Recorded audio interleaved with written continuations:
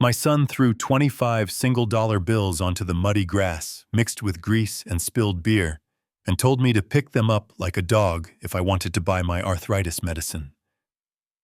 His wife Brittany stood over me, her phone recording every second for her Instagram followers, laughing as I crawled on my hands and knees. They thought they were breaking a helpless old man who had overstayed his welcome. They didn't know that with every dirty dollar I picked up, I was mentally signing the eviction notice that would ruin their lives. 2 hours later, while they were sleeping off their expensive champagne hangovers, I sold their luxury house out from under them for cash.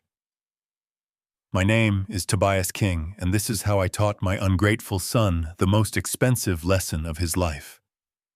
Before I tell you how I dismantled his entire world in a single afternoon, please like and subscribe if you believe respect is earned, not inherited. Now let me take you back to the moment the first dollar hit the ground. The backyard of the house I had built with my own hands was vibrating with the bass of electronic music so loud it rattled the expensive, impact-resistant windows. I stood by the massive stainless steel grill, the heat searing my face, flipping $20 steaks for people who wouldn't even look me in the eye. I was wearing a stained apron over a faded flannel shirt, sweat dripping down my neck, invisible amidst the cloud of smoke and the roar of the party. To the 30 guests drinking in the garden, I wasn't Tobias King, the man who had once developed half the suburbs of Seattle. I was just Toby the live-in help, the old man who slept in the attic and supposedly leached off his successful son. "Hey, old man, less char, more pink," my son Brandon shouted from across the patio. He was holding a crystal tumbler of scotch, wearing a designer suit that cost more than my first car. He snapped his fingers at me, a sharp, dismissive sound that cut through the music. "My friends don't eat shoe leather. Pick up the pace." I didn't say a word. I just nodded and turned the steak. I had learned that silence was the only armor I had left in this house. Brandon turned back to his circle of friends, men in their early 30s who worked in advertising, and tech guys who thought they owned the world because they leased luxury cars. I heard Brandon laughing. "You know how it is," he said loudly, making sure I could hear. "I can't just kick him out. It would look bad for the brand. Plus, free labor is hard to find these days. He thinks he's earning his keep. It's adorable, really." A ripple of laughter went through the group. I gripped the metal tongs until my knuckles turned white. My arthritis flared a sharp, stinging pain in my joints, but I kept my face neutral. I had been enduring this for 3 years, ever since my wife Beatrice died, and I decided to downsize. Moving in with Brandon had seemed like a way to reconnect. I had transferred the title of this house into a trust for him years ago, a gift for his graduation, thinking it would give him security. Instead, it had given him entitlement. Beside me, a phone was suddenly shoved into my face. It was Brittany, my daughter-in-law. The ring light attached to her phone blinded me for a second. "Say hi to the fam." "Toby," she chirped, her voice pitching up an octave for her audience. "We're so blessed to be able to support family during their hard times. Look at him go on the grill. We love keeping Grandpa active, don't we, guys?" She didn't wait for an answer. She spun away, talking to her screen about the challenges of caring for elderly relatives who have nothing. I watched her walk away, her heels sinking into the soft turf. She had never worked a day in her life, yet she complained constantly about the burden of having me in the guest room, which they had recently revoked to turn into a walk-in closet for her shoe collection, moving me to the unfinished attic. The party raged on. I served the food. I cleared the plates. I picked up the discarded napkins and the empty beer bottles. I was 70 years old, a man who used to command crews of 200 construction workers, a man who could calculate the structural integrity of a skyscraper in his head. Now I was a busboy in my own legacy. As the sun began to set, the mood of the party shifted from celebratory to sloppy. Brandon had been drinking heavily. I could see it in the way he swayed, the way his eyes lost focus, the way his arrogance sharpened into cruelty. He had been on edge for weeks. I knew he was in trouble, I had heard the late-night phone calls, the angry whispers about leverage and margin calls. He was a gambler, not at a casino, but in the volatile world of crypto and online sports betting. He thought he was a financial genius. I knew he was drowning. He walked over to where I was scraping the grill. The music had stopped for a moment, while someone changed the playlist, creating a sudden heavy silence in the yard. "Hey," he slurred, stepping into my personal space. The smell of expensive scotch and stale cigarettes wafted off him. "You know, Dad, I've been thinking. You cost me a lot of money." I kept scraping the grill. "I eat oatmeal and toast, Brandon. I don't cost you much." He laughed, a harsh barking sound. "Opportunity cost, old man. You take up space, energy, vibes. Brittany says you bring the mood down. And you know I think she's right.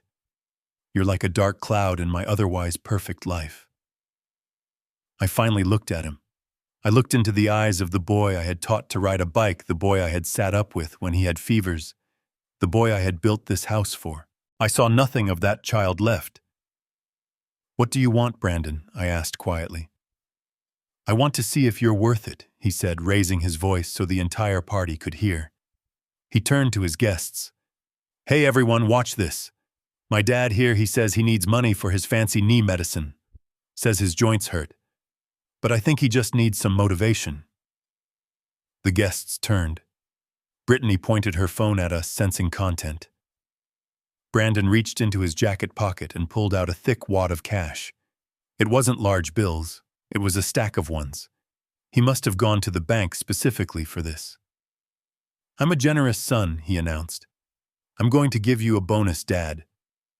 $25. That should cover your copay, right?" He stepped closer, towering over me. I stood my ground, my back straight, despite the pain. But he continued, his grin widening. "I don't just hand out money. That's socialism. You gotta work for it. You gotta show me you want it."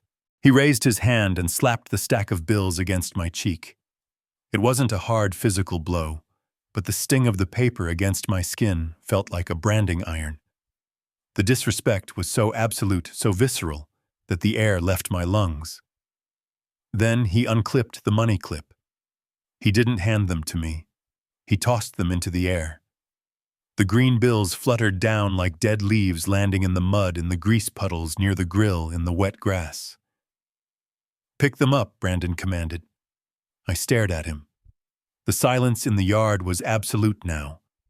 Even the drunkest guests seemed uncomfortable, but no one spoke. No one stepped in.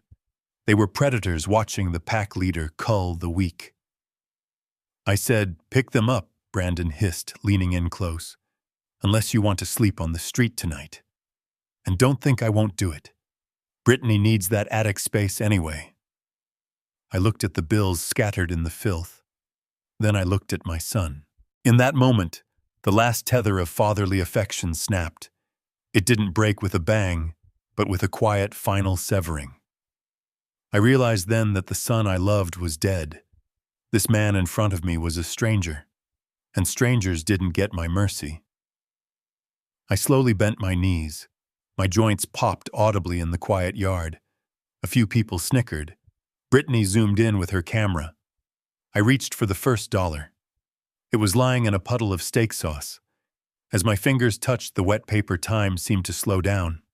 I wasn't just picking up a dollar. I was retrieving a memory. This dollar represented the first hour of overtime I worked in 1982, missing Brandon's first steps because I needed to buy him a crib. I wiped the sauce off the bill and placed it in my pocket. I reached for the second dollar. It was stuck to the muddy heel of Brandon's shoe. He didn't move his foot. I had to pry it loose. This dollar was the vacation I canceled to pay for his private school tuition when he was struggling in public school. I put it in my pocket. The third dollar was near the trash can. This was the car I bought him when he turned 16, the one he crashed 2 weeks later, and I forgave him because he was safe. The fourth dollar. The lawyer fees I paid when he got caught shoplifting in college. The fifth dollar. The down payment on this very house. I moved on my hands and knees, crawling through the dirt. To them, I looked like a beggar. But inside my head, I was an accountant conducting a final audit. I was tallying the debt. Every bill I retrieved was a receipt for a sacrifice I had made, a sacrifice he was now spitting on. I picked up the $10th. I remembered holding his hand at Beatrice's funeral, telling him I would always have his back. He had been checking his watch then, too. I picked up the $15th. I remembered him asking for a loan to start his agency, a loan he never paid back, claiming the market was tough. I picked up the $20th. I remembered the day I signed the Kingston Trust documents, making him the beneficiary, thinking I was securing his future. I realized now I had only secured his arrogance. There was one bill left, the $25th. It was lying right between Brandon's feet. I crawled toward it. My pants were soaked with mud. My hands were black with grease. I reached out for the bill. Just as my fingers brushed the corner of the dollar, Brandon kicked my hand. A sharp pain shot up my wrist. He kicked it away, sending it skittering across the patio. "Fetch," he said. The guests roared with laughter. Brittany shrieked with delight. "Oh my God, did you get that? Send that to me." I didn't flinch. I crawled the extra 3 feet. I picked up the final dollar. I folded it neatly. I placed it in my shirt pocket with the others. $25. The price of my dignity. The price of a father's love. I stood up. It was a slow, painful process. My knees screamed, my back seized, but I stood up until I was looking Brandon in the eye. I didn't wipe the mud off my hands. I didn't brush off my knees.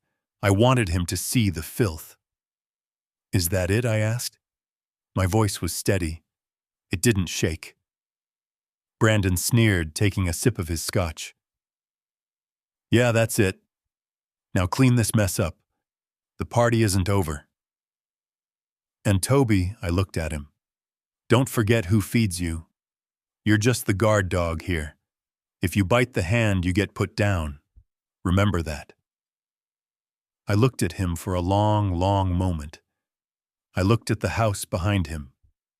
My house, the house I designed, the house I paid for, the house that was legally held in a trust that he thought he controlled, but never bothered to read the fine print of. "I'll remember," I said. I turned around and walked toward the back door. "Where are you going?" Brittany yelled. "The trash isn't going to take itself out." I kept walking. I walked through the kitchen past the piles of dirty dishes they expected me to wash. I walked up the back stairs past the guest rooms filled with their designer coats, up the narrow flight of stairs to the unfinished attic. It was sweltering hot up there. My cot was in the corner. My entire life was packed into 2 cardboard boxes. I sat on the edge of the mattress and took the 25 damp, dirty $1 bills out of my pocket. I laid them out on the crate I used as a nightstand. $25. I reached under the mattress and pulled out a small burner phone. Not the smartphone they monitored, but an old flip phone I had kept for emergencies. I hadn't turned it on in 2 years. I powered it up. The battery was low, but it had enough juice for 1 call. I dialed a number from memory, a number I hadn't called since I retired from the construction game. It rang twice. "Solomon," I said. The voice on the other end was raspy, surprised.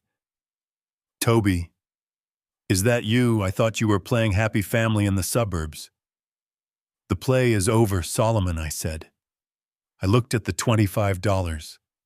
I looked at the mud on my knees. "Activate the sunset protocol."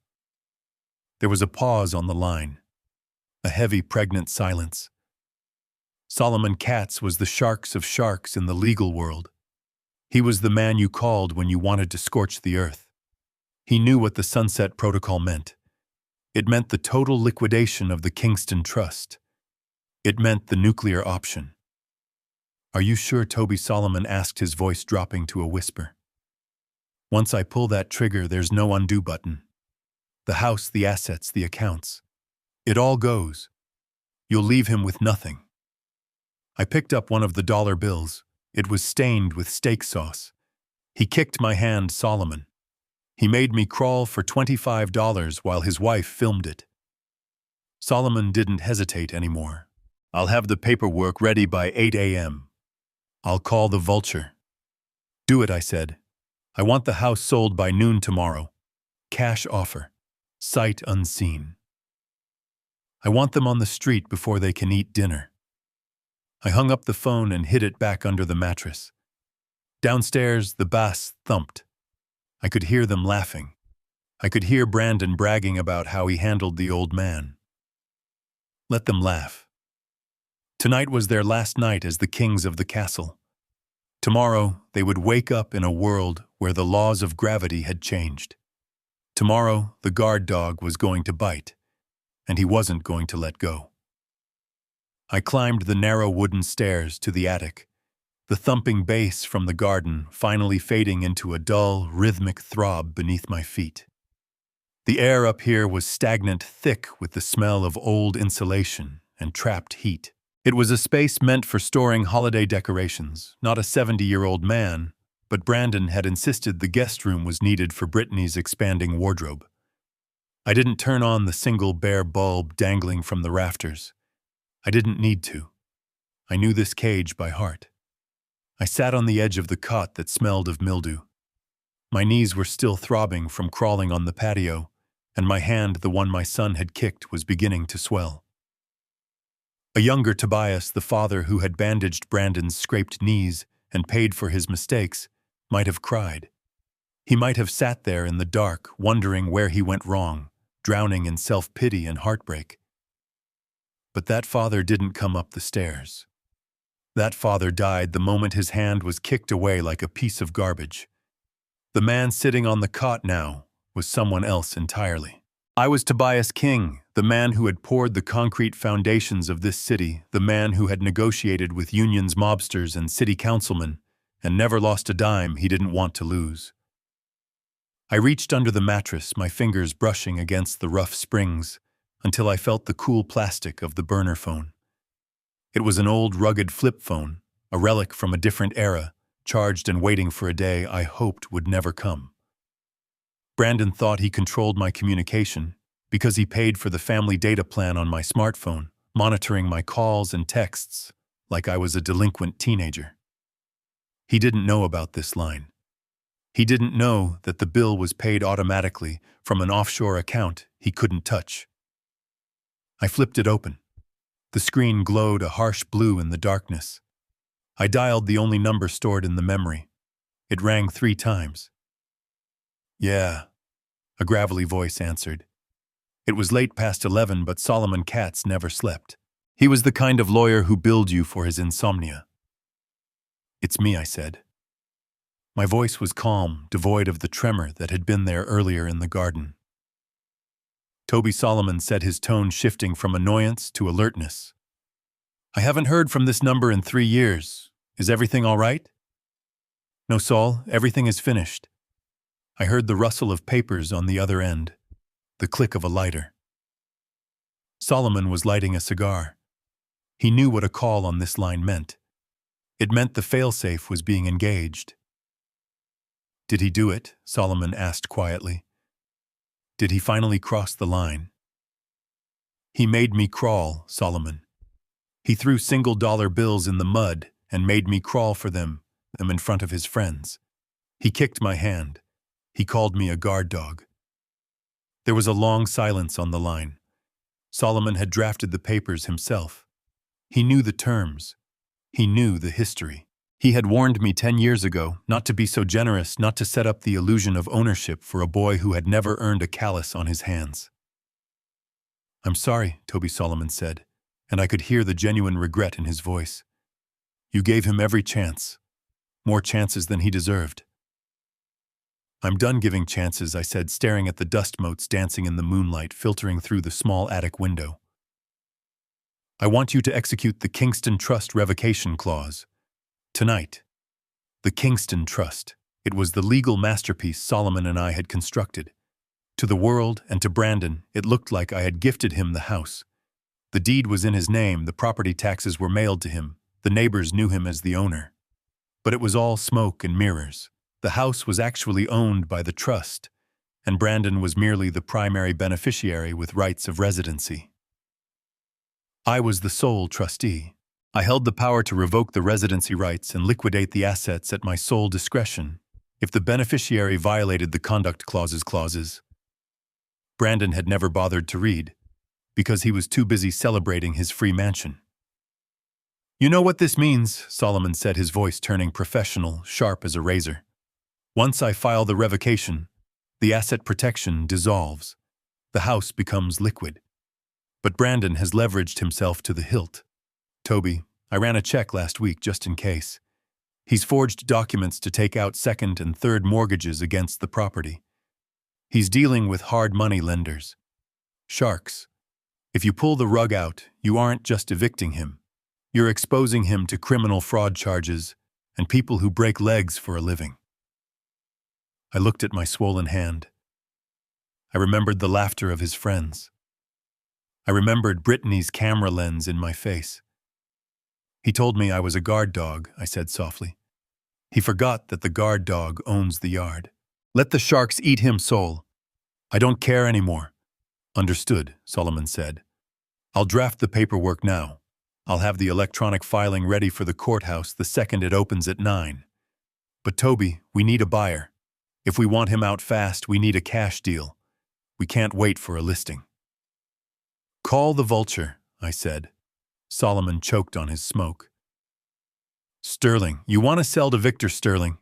He's been trying to buy that lot to bulldoze it for condos for 5 years. He hates you.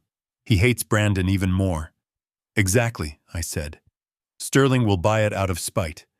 He'll pay cash just to see the look on Brandon's face when the bulldozers show up. Call him. Tell him he can have it for 20% under market value if he closes by noon tomorrow. Tell him the condition is immediate vacancy." "You're cold," Toby Solomon whispered. "I haven't seen this side of you since the union strikes in '92. "The nice old man died in the backyard, Sol," I said. "Prepare the papers. I'm coming to your office in the morning. And Sol, yeah, send a cleaning crew. A big one. I want every trace of them gone by sunset."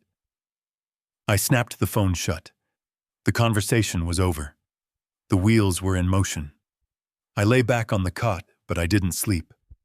I listened to the party dying down below, the drunk goodbyes, the clinking of bottles. I heard Brandon and Brittany coming up the stairs, laughing, complaining about the mess I hadn't cleaned up yet. Let them laugh. They were sleeping in a house they no longer owned. They were walking on floors that had already been sold. For the first time in years, I didn't feel the crushing weight of disappointment. I felt the cold, hard clarity of business. I wasn't a father anymore. I was the CEO of my own life, and I was about to fire my only employee. I closed my eyes and waited for the sun to rise on their last day in paradise.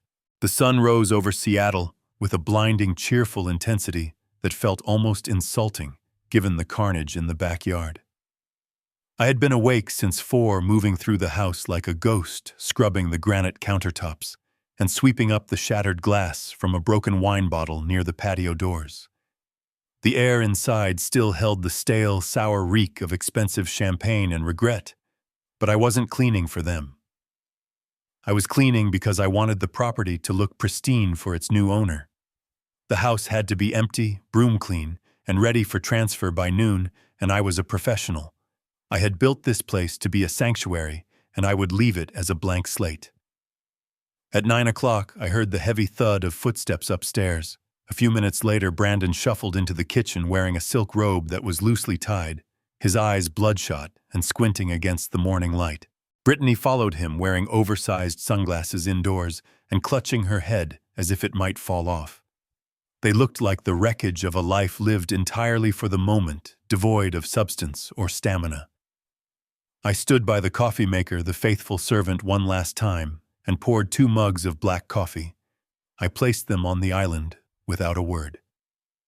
Brandon groaned, reaching for the mug with a shaking hand.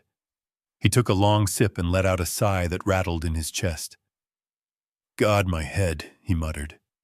"The neighbors better not have called the cops last night." "They didn't," I said calmly. "I handled the noise complaints. He didn't thank me. He just grunted, accepting my intervention as his due right. He leaned against the counter, trying to summon the arrogance that usually fueled him, but he looked deflated, a balloon losing its air. "We need to talk, Dad," he said, avoiding my eyes. "About the living situation." I continued, wiping a spot on the counter that was already clean. "I'm listening." Brittany chimed in, her voice raspy. "We've been thinking, Toby.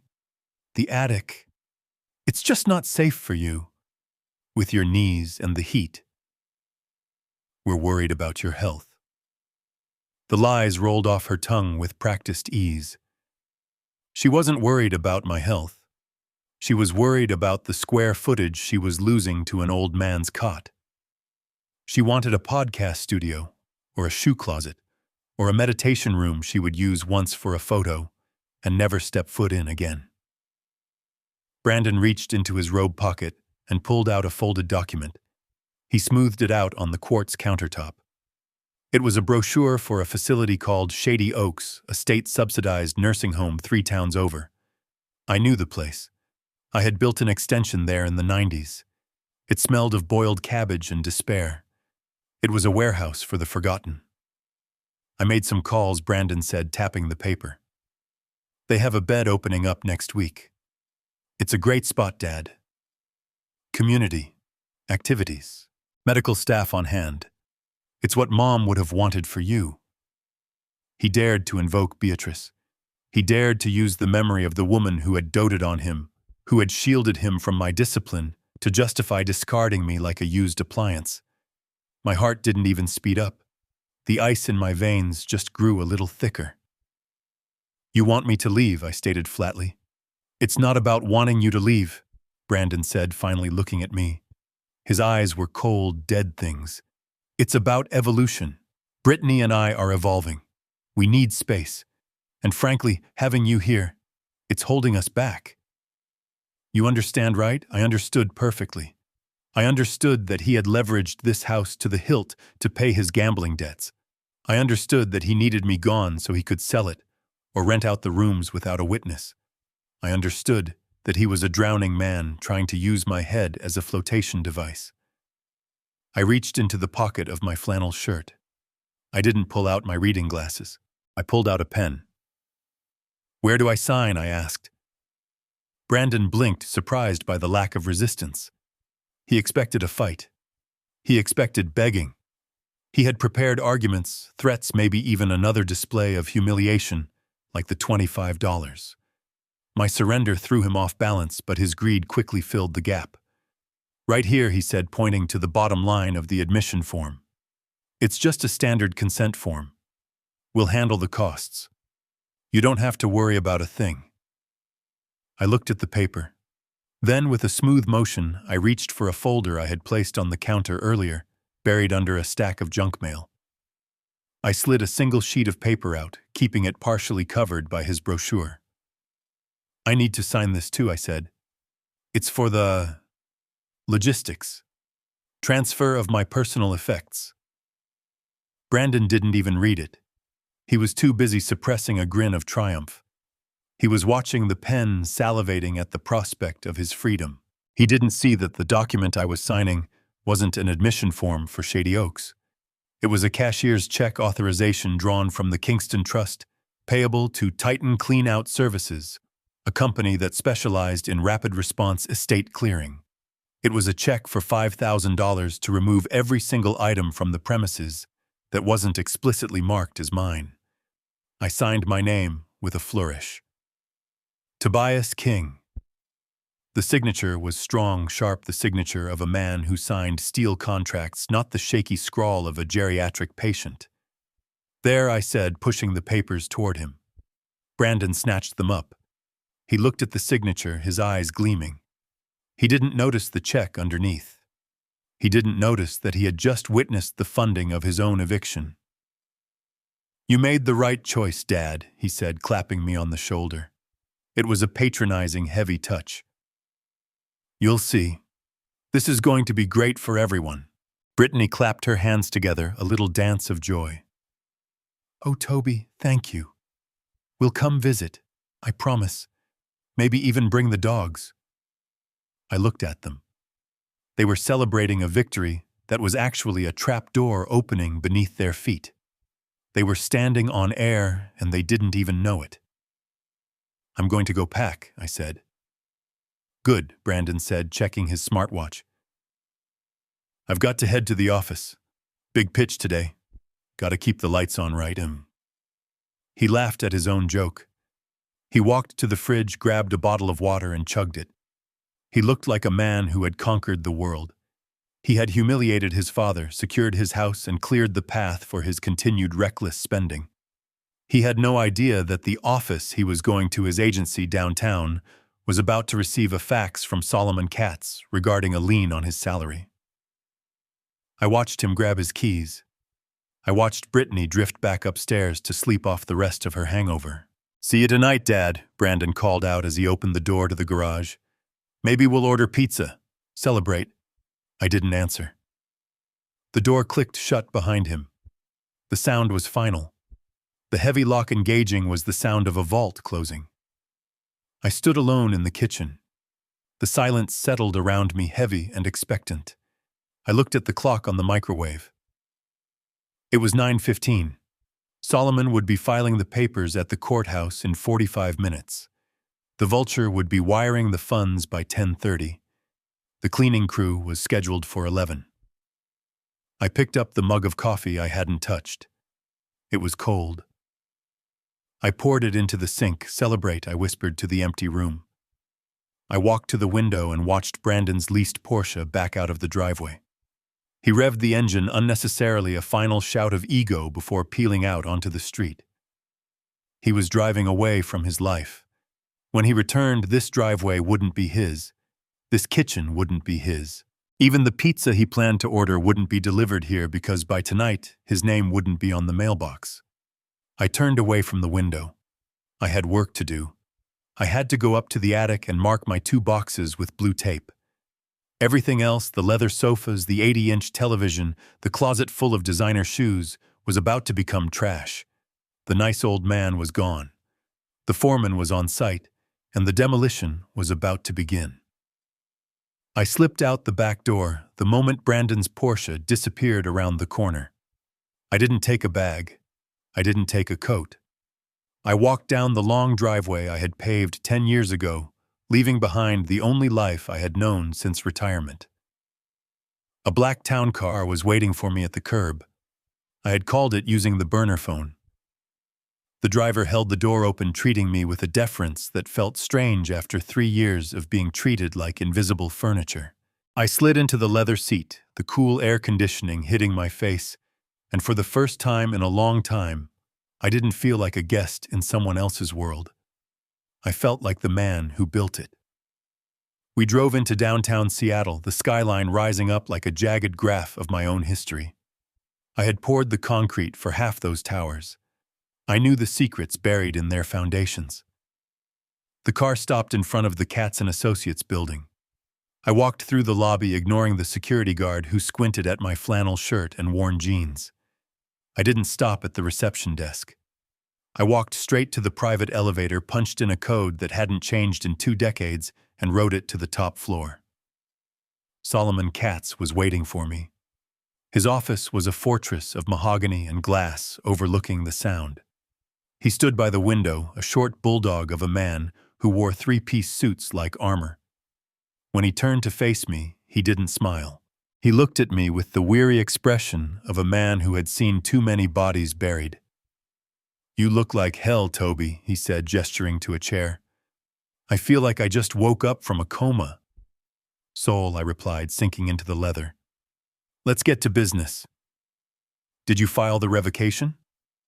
Solomon nodded, sliding a thick file folder across the desk. "It was done at 901. The Kingston Trust is dissolved. The title has reverted entirely to you. Brandon has no legal standing to be on the premises. He is officially a squatter." "Good," I said. "Now about the sale." Solomon held up a hand. "Wait.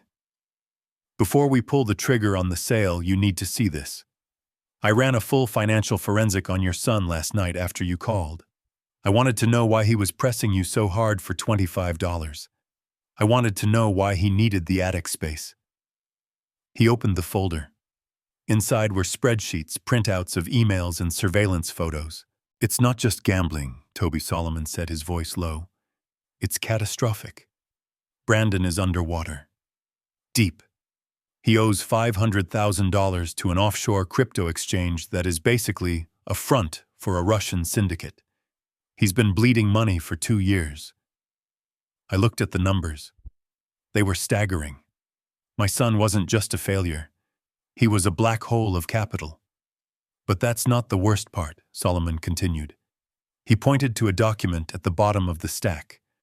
It was a loan application for a hard money loan, a high-interest short-term loan, used by desperate people. It was secured against the house. He can't secure a loan against the house, I said. The trust owns it. He forged your signature, Toby Solomon said. He created a fake power of attorney. He's been shopping it around to predatory lenders. The loan was approved yesterday. The funds are supposed to be wired to him tomorrow. That's why he needed you out today. That's why he tried to get you to sign that nursing home admission. He needed to show the lenders that the property was vacant and under his control so they would release the cash. The realization hit me harder than the physical slap in the garden. Brandon wasn't just kicking me out because I was an annoyance. He was kicking me out to commit a felony. He was going to steal the equity I had built over 40 years to pay off a gambling debt, and he was going to leave me to rot in a state facility while he did it. The cruelty wasn't emotional. It was transactional. I was simply collateral damage in his financial suicide. He was going to sell me out for $500,000, I whispered. He was going to lose the house anyway, Solomon said. These lenders, they foreclose in 30 days if you miss a payment. And Brandon misses payments. He would have taken the money, lost it on another bet, and you would have been evicted by a sheriff a month from now with nowhere to go. I closed the folder. The last shred of guilt I might have felt about what I was about to do evaporated. I wasn't destroying his life. I was just beating him to the punch. Sell it, I said. Solomon sighed. I can list it. The market is hot. We can get a bidding war going. Maybe 2 million. I don't want 2 million, I said, my voice hard. I want speed. I want violence. I want him to come home to a crater. Call Sterling. Solomon winced. Victor Sterling. The vulture. He's the guy who buys distressed properties for cash and turns them into high-density tenements. He's been trying to get into that neighborhood for years. The HOA hates him. Brandon hates him. He sued Brandon's agency last year for breach of contract. Perfect, I said. Call him. Tell him I'll sell it to him for $1.5 million. Cash. Today. But there's a condition. What condition he has to close by 1 p.m. And he has to take possession immediately. I want his security team on the property before Brandon gets off work. Solomon stared at me. You're handing the house to his worst enemy at a discount, just to twist the knife. I'm handing the house to the only man ruthless enough to keep Brandon out, I corrected. Sterling has a private security force. He doesn't wait for the police. If Brandon tries to get back in, Sterling will handle it. Solomon picked up the phone. He dialed a number. He didn't look happy about it, but he did it. Victor, it's Katz. Yeah. I have a deal for you. Tobias King is selling. No, not a listing. Off-market. The Cherry Creek property, 1.5. But you have to wire the funds now. Yes, today. And you need to have boots on the ground by 5. I listened to the one-sided conversation. I watched Solomon's eyebrows go up. He says he's wiring the money, Solomon said, covering the mouthpiece. He says he's been waiting 10 years to pave over that rose garden. Tell him the roses are free, I said. Solomon finalized the details and hung up. It's done. The wire is initiating. The electronic deed transfer is queued. As of about 2 hours from now, you are homeless, Toby. And you're a millionaire again. I stood up and walked to the window. I looked down at the city. Somewhere down there, Brandon was sitting in a glass-walled office pitching a campaign he didn't understand to clients who didn't respect him, waiting for a loan that would never arrive to pay a debt that was about to swallow him whole. He thought he had solved his problem this morning when he handed me that brochure. He thought he had won. He didn't know that the game had ended yesterday. "Get the check ready," Saul, I said, "and call the cleaning crew. I want that house stripped to the studs. When Brandon walks through that door tonight, I want him to hear his own echo. I want him to realize that he didn't just lose a house. He lost his father. And unlike the house, he can't buy another one." Solomon nodded. "You're a scary son of a bitch when you want to be, Toby." I turned away from the window. "I'm just a businessman, Saul, and I'm closing the account." Victor Sterling didn't knock. He didn't wait to be announced. The double doors of Solomon's conference room swung open, and the vulture strode in, bringing the smell of expensive cologne and construction dust with him. He was a massive man, 60 years old, but built like a linebacker who had refused to go to seed. He wore a hard hat under his arm like a football helmet and a suit that cost more than the average car. He stopped at the head of the table, tossing a heavy leather portfolio onto the polished mahogany surface. He looked at me, his eyes narrowing. He didn't see the man who used to run the biggest cruise in the city. He saw a man in a flannel shirt with mud on his knees. He saw prey. "Tobias," he rumbled, his voice like gravel in a mixer. "You look like you went 12 rounds with a cement truck." I didn't stand up. I didn't offer my hand. I stayed seated, staring at the panoramic view of the city we had both helped build. I poured concrete. "You bought foreclosures. We were never friends, Victor. Let's not start pretending now." Sterling laughed, a short, sharp bark. He pulled out a chair and sat down, the leather creaking under his weight. He looked at Solomon, then back at me. "Kat says you're selling the Cherry Creek property. Off-market. Cash. Today. He says you want 1.5. That's the price, I said. "It's worth 2, Sterling countered, his instincts kicking in automatically. "Even in this market. The land alone is worth 1.8 if I rezone it for multifamily." I didn't blink, I didn't haggle, I wasn't there to maximize profit. I was there to maximize pain. 1.5, I repeated. "But there are conditions. You close in the next 10 minutes. You wire the funds immediately. And you take physical possession of the property the second the wire clears." Sterling leaned back, tenting his fingers. He studied me. He was looking for the catch. In our world, a deal this good usually meant the foundation was cracked, or the EPA had found toxic waste in the soil. "Why?" he asked. "That house is your crown jewel, Toby. You built it for the kid. You told me 10 years ago you were building a legacy." "The legacy is dead," I said. I placed my swollen hand on the table. The bruise was turning a dark, angry purple. Sterling's eyes dropped to it. He saw the swelling. He saw the dirt under my fingernails that I hadn't been able to scrub out. "He did that?" Sterling asked. He didn't specify who he was. He didn't have to. "He kicked me, Victor. He threw money in the mud and made me crawl for it. Then he kicked my hand." Sterling's face hardened. He was a ruthless businessman. He would evict a widow on Christmas Eve if she missed a payment. But he came from the old school. There were rules. You didn't touch your father. You didn't dishonor the man who gave you your name. "Where is he now?" Sterling asked quietly. "At work," I said, thinking he's coming home to celebrate kicking me into a nursing home. Sterling nodded slowly. He understood. This wasn't a real estate transaction. This was a hit. I was hiring him to be the executioner. "If I buy it," Sterling said, his voice dropping an octave, "I'm not keeping it. I've hated that HOA for years. They blocked my permits in '98. I'm going to level it. I'm going to put up a 6-story complex right in their manicured backyard." "I don't care what you do with it," I said. "Turn it into a parking lot. Turn it into a landfill. Just make sure that when my son tries to open the front door tonight, he realizes he doesn't live there anymore." Sterling turned to Solomon.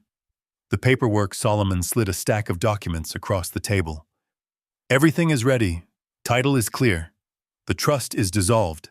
Tobias is the sole signatory." Sterling didn't read them. He pulled a gold fountain pen from his pocket. He signed the purchase agreement with a violent slashing scrawl. He signed the wire transfer authorization. He signed the immediate occupancy addendum. He pushed the papers back to Solomon. "Done. My CFO is on standby.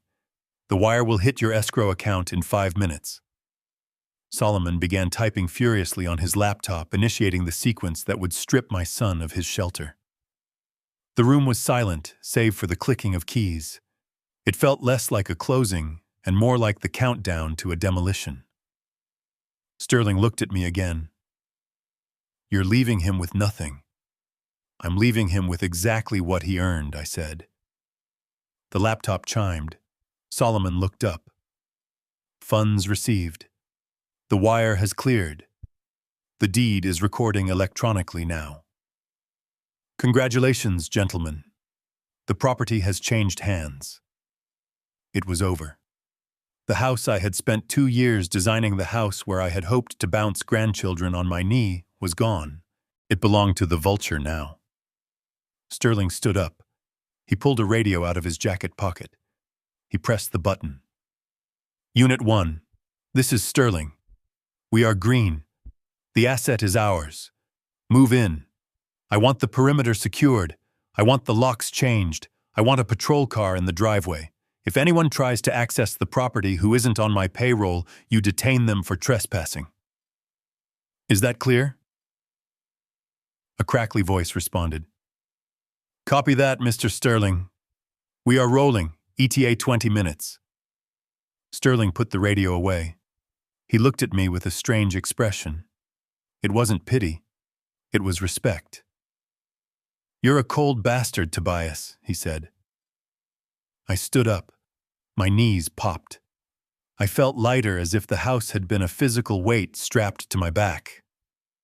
"I'm just cleaning up a mess, Victor," I said. Sterling nodded. He picked up his hard hat.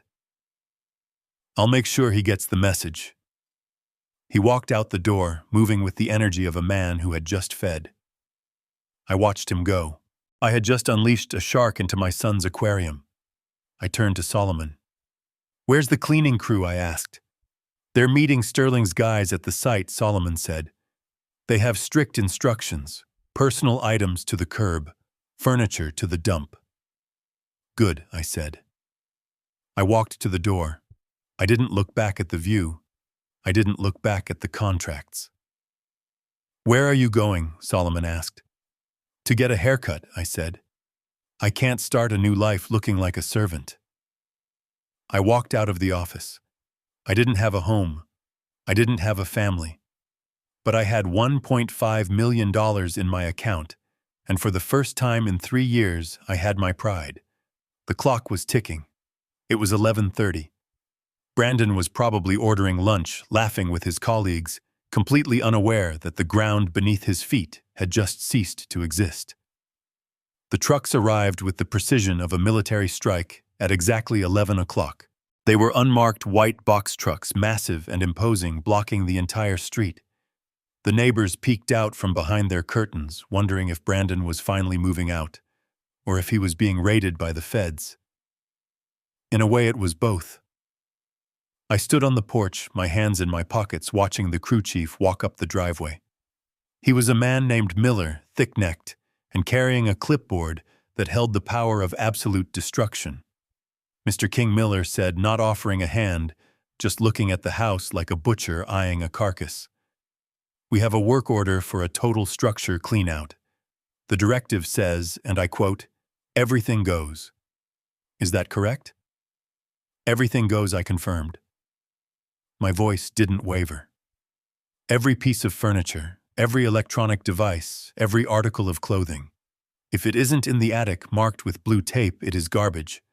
I want the walls bare. I want the floors empty."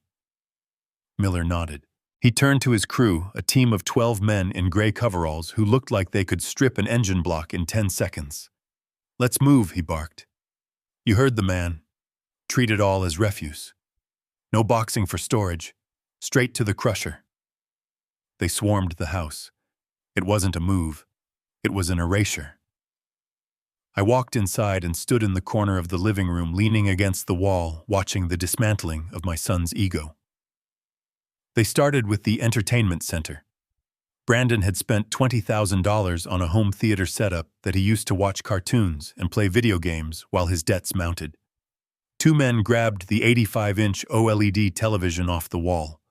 They didn't wrap it in bubble wrap. They didn't cover the corners. They simply ripped the mounting brackets from the drywall, leaving gaping holes, and marched it out the front door. I heard a sickening crunch as they tossed it into the back of the truck, the sound of expensive glass shattering against metal. It was the sound of money burning. Next, they went for the bar. Brandon prided himself on his collection of rare bourbons and Japanese whiskeys.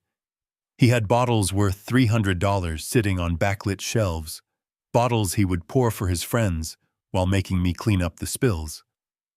I watched a man sweep his arm across the shelf, knocking the crystal decanters and the limited edition bottles into a plastic trash bin on wheels. The smell of high-end alcohol filled the room, pungent and wasteful. A bottle of Pappy Van Winkle, the one Brandon had bragged about for months, rolled across the floor and stopped at my feet. I looked at it. I didn't pick it up. I kicked it gently toward the worker with the shovel. "It's all trash," I reminded him. He scooped it up and dumped it. Glass clinking against glass. The liquid wealth of a man who couldn't pay his mortgage draining away into a plastic bin. I followed the crew upstairs to what Brandon called his creative suite. This was the office where he supposedly worked, though I knew he spent most of his time there gambling on crypto exchanges and watching sports streams. The room was a shrine to his adolescence. It was filled with neon signs, limited edition figurines, and a gaming computer that hummed like a jet engine. The movers unplugged the computer tower without powering it down. They cut the cables with wire snips instead of untangling them. They grabbed his ergonomic racing-style chair, a chair that cost more than my first truck, and carried it out. One of the wheels caught on the doorframe and snapped off. They didn't pause. They dragged it three-wheeled and broken down the hallway. I looked at the desk. It was covered in betting slips and overdue notices he had tried to hide. I saw a photo of us taken 10 years ago at his graduation. He was smiling, his arm around my shoulder. I looked happy. I looked proud. Miller walked in with a black contractor bag. He swept the betting slips, the notices, and the framed photo into the bag in one motion. The glass of the frame cracked. My face and my son's face disappeared into the darkness of the plastic sack. "Take it all," I said. We moved to the master bedroom. This was Brittany's domain. The closet was a cavern of consumption. Racks of designer dresses she wore once for a photo and then discarded. Shelves of handbags that cost thousands. And the shoes. Brandon's sneaker collection. He had over 50 pairs of sneakers displayed on floating shelves. Air Jordans, Yeezys, limited collaborations. He treated them like holy relics. He would spend hours cleaning them with a toothbrush, while the gutters on the roof clogged with leaves because he was too busy to help me maintain the house. The crew didn't respect the hype. They grabbed the shoes by the handfuls. They didn't pair them up. A left shoe went into one bag, a right shoe into another. They crushed the heel counters. They scuffed the pristine leather. They treated these objects of worship like exactly what they were: old rubber and glue. I watched a pair of vintage high tops land in a bin filled with Brittany's dirty yoga mats. The disrespect was total. It was efficient. It was beautiful. Brittany's vanity table was next. Hundreds of bottles of serums, creams, and makeup. The tools of her trade. The armor she wore to convince the world she was happy. The movers swept it all into a bin. The sound of glass jars cracking, powders exploding, and perfumes mixing created a toxic floral cloud. Her identity was being liquidated. Her aesthetic was being shoveled into a dumpster. I walked out to the balcony while they stripped the mattress. I looked down at the driveway. The white trucks were filling up. The back of the first truck was a chaotic jumble of velvet chrome and plastic. It looked like the aftermath of a natural disaster, but the disaster was me. I was the hurricane. The neighbors were gathered on the sidewalk now. Mrs. Gable from next door was watching with her hand over her mouth. She saw the leather sofa being crushed by the compactor mechanism of the truck. She saw the Peloton bike being tossed on top of a pile of broken dining chairs. She caught my eye. I nodded to her. She didn't wave back. She looked terrified. Good. She should be. She had watched Brandon treat me like a servant for years and never said a word. I went back inside. The house was echoing now. The rugs were gone, revealing the hardwood floors I had installed myself. The curtains were torn down, letting the harsh noon light flood the rooms. It was stripped bare. It was a skeleton. I walked up the narrow stairs to the attic. This was the only room the crew hadn't touched. It was silent and hot. My life was sitting in the center of the room. It wasn't a truckload. It wasn't a mountain of debt disguised as luxury. It was a single battered cardboard box and a small metal lockbox. I opened the cardboard box. Inside was my old hard hat, scratched and dented from 30 years of job sites. There was a photo album of Beatrice and me from before we had money, when we were just two kids trying to build a life. There was a hammer with a hickory handle that had been shaped by the sweat of my palm. And there was a drawing Brandon had made when he was 5 years old. It was a crayon scrawl of a tall stick figure holding hands with a small stick figure. Dad and me, it said. I touched the crayon wax. I remembered that day. I remembered him looking up at me with hero worship in his eyes. I took the drawing out of the box. I looked at it for a long time. Then I folded it in half. I folded it again. And I walked over to the trash can in the corner of the attic, the only trash can that hadn't been emptied yet. I dropped the drawing in. That was the hardest part. Selling the house was business. Destroying the furniture was justice. But throwing away the memory of the boy he used to be, that was an amputation. I picked up the metal lockbox. This contained my passport, the deeds to my other properties, and the bank books for the accounts Brandon didn't know existed. It contained my freedom. I carried my box downstairs. The house was empty. The crew was sweeping the floors, removing the last traces of dust and debris. The walls were blank canvases. The echo of my footsteps sounded lonely, but clean. Miller was waiting by the front door. "We're done, Mr. King," he said. "The trucks are loaded. We're heading to the municipal dump." "Do you want the receipt?" "No," I said. "Just burn it." He nodded and walked out. I stood in the center of the living room. I looked at the spot where the 85-inch TV used to be. I looked at the spot where the liquor cabinet had stood. There was nothing left. No evidence that Brandon King had ever lived here. No evidence that he had ever tried to be a big shot. His entire existence in this house had been scrubbed away in 4 hours. I walked to the kitchen island. It was the only piece of furniture left because it was built into the floor. I reached into my pocket and pulled out a single bottle of wine. It was a bottle of Screaming Eagle worth $3,000. I had plucked it from the trash bin when the crew wasn't looking. Not to save it for Brandon, but to drink it myself. I didn't have a corkscrew. I used the small knife on my keychain to dig the cork out, crumbling it into the wine. I didn't care. I didn't have a glass. I drank from the bottle. The wine was rich, complex, and tasted like victory. I took a long pull, letting the warmth spread through my chest. I looked around the empty kitchen. This was where he had handed me the nursing home brochure this morning. This was where he had smiled, thinking he had won. I took another drink. Then I poured the rest of the $3,000 wine onto the floor.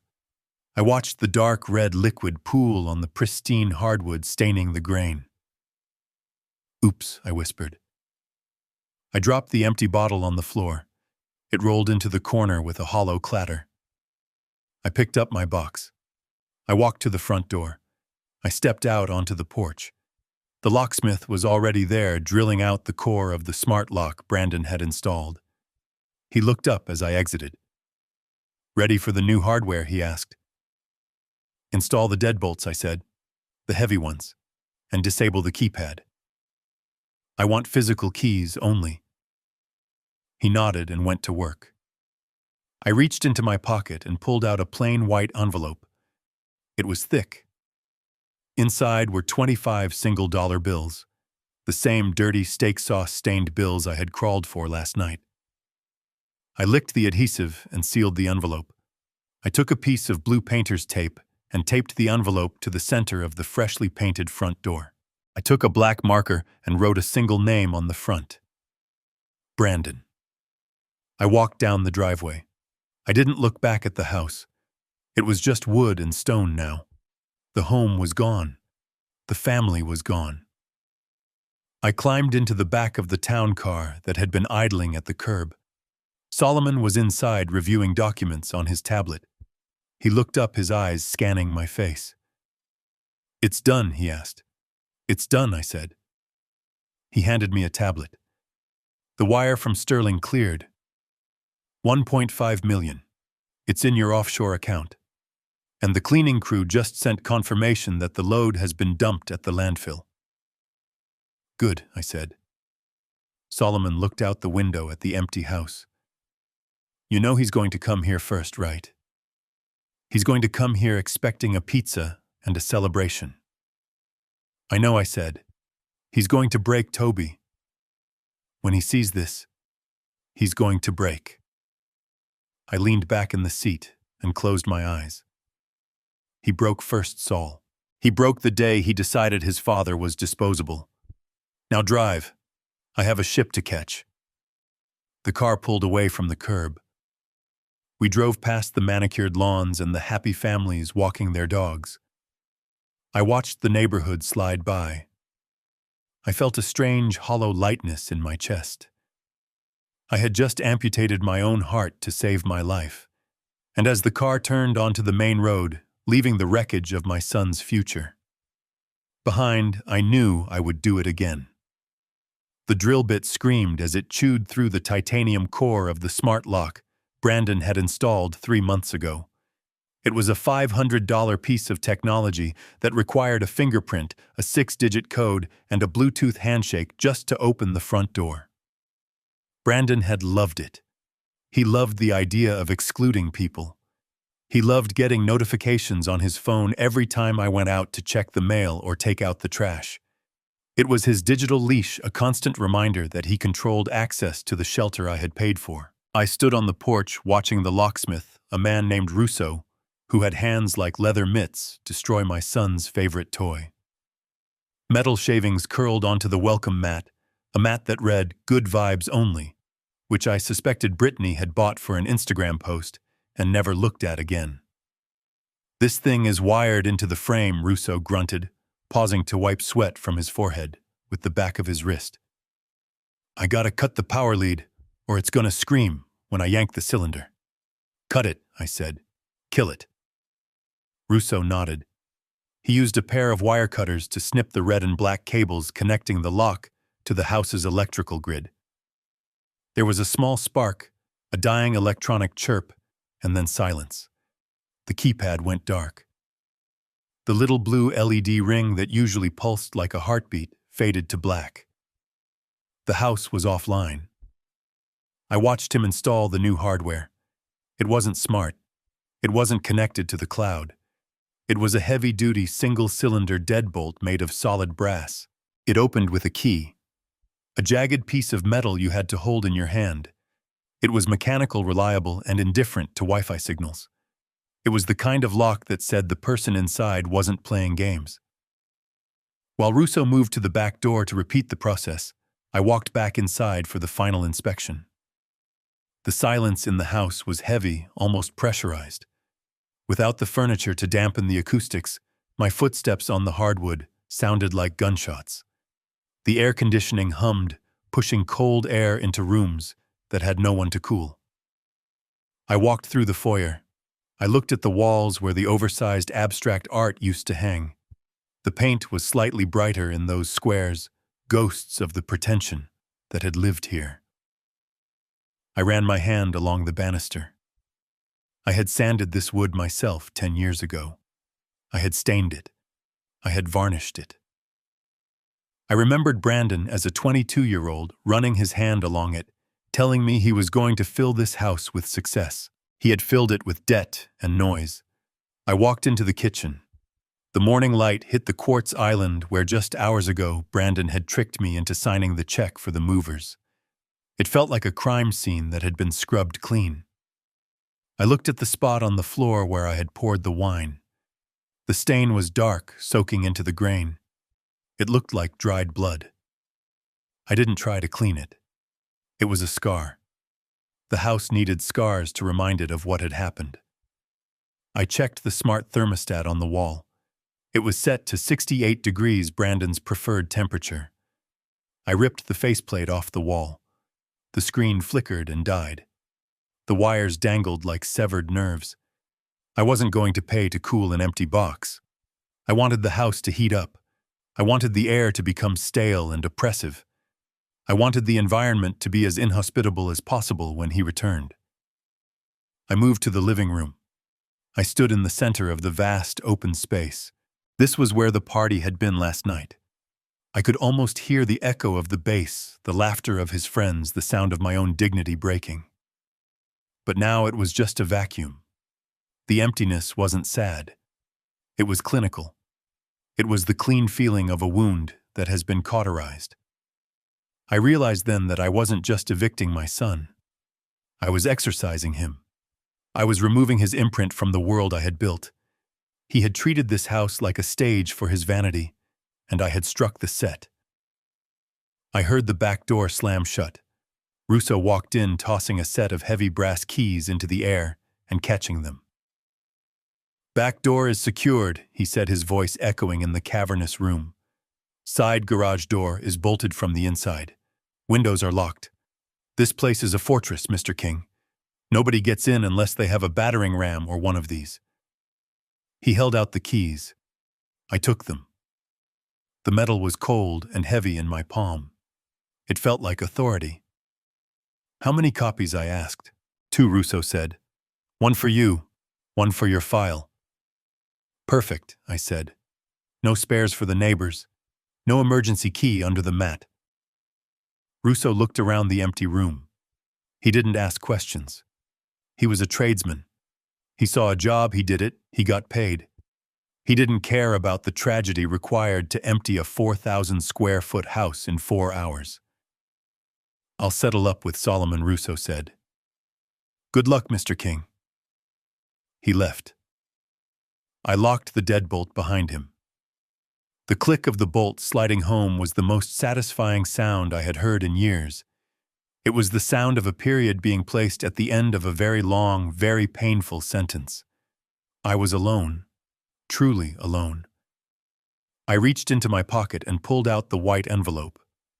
It was already sealed, but I ran my thumb over the flap again, making sure. Inside were the 25 single-dollar bills. I had counted them 3 times. I wanted the amount to be exact. Not a dollar more, not a dollar less. I took a roll of blue painter's tape from my back pocket, the same tape I had used to mark the boxes in the attic. I tore off a long strip. The sound of the tape tearing was sharp and loud in the silence. I walked to the front door. I didn't open it yet. I looked through the peephole. The street was quiet. The world outside was normal. The mailman was delivering bills. A neighbor was walking a golden retriever. They had no idea that a black hole had just opened up at number 42. I opened the door and stepped out onto the porch. The afternoon sun was beginning to dip, casting long shadows across the driveway. The spot where Brandon had parked his Porsche was empty, a rectangle of clean concrete surrounded by oil stains he had never bothered to scrub. I placed the envelope dead center on the door, right at eye level. I taped it down with the blue strip, smoothing it out so it was perfectly horizontal. I wanted it to be the first thing he saw. I wanted him to reach for the handle, find it locked, and then see his name. I took a black permanent marker from my pocket. I uncapped it. The smell of the ink was pungent. I wrote his name on the envelope. Brandon. My handwriting was steady. Block letters. No emotion. Just a name on a package. I stood there for a moment staring at the envelope. Inside was the money he had thrown at me, the money he had made me crawl for. It was his inheritance. It was his severance package. It was the only financial aid he would ever receive from me again. I thought about writing a note. I thought about explaining why I had done this. I thought about listing his crimes, his thefts, his cruelties. But then I realized that he knew. Deep down in the part of his soul he tried to drown with scotch and gambling, he knew exactly what he was. A note would be an invitation to a conversation, and I was done talking. The silence of the empty house behind the door was the loudest message I could send. I capped the marker. I put it back in my pocket. I turned away from the door. I walked down the porch steps, my boots thumping on the wood. I walked down the path lined with the hydrangeas Beatrice had planted. They were wilting. Brandon hadn't watered them in weeks. I reached the sidewalk. The black town car was waiting, engine idling, a dark shark in a sea of suburban minivans. Solomon was in the back seat watching me. I stopped at the curb and looked back at the house one last time. It looked the same as it had this morning. The siding was the same color. The roof was the same pitch. But it felt different. The soul of the house was gone.